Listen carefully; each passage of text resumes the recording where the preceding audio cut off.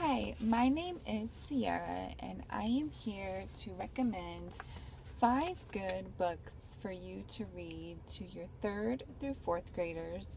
And these books are really going to help them understand the civil rights movement. My goal in choosing books was to try my best to give a variety so that students would really grasp an understanding of what it was like to live during this time when the United States was just sort of up and down and in shambles.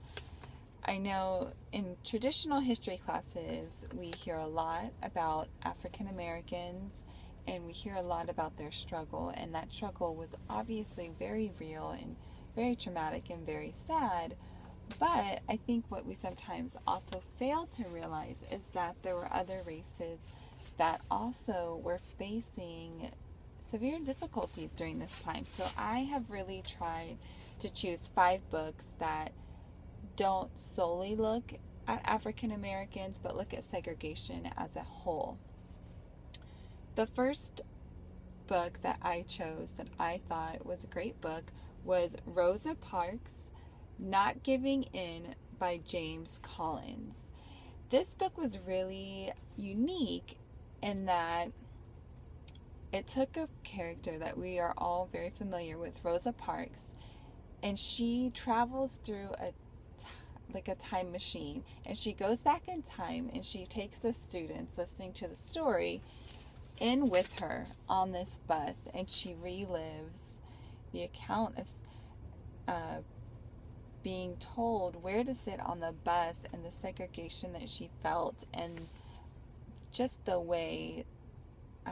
that she was feeling in that moment.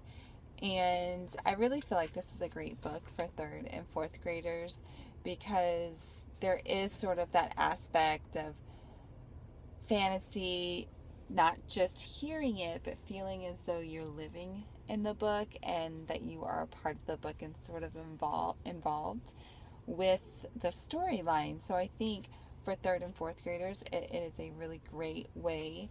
to get them involved and interactive and make them feel like they're there and that they're not just being told a story about a significant event.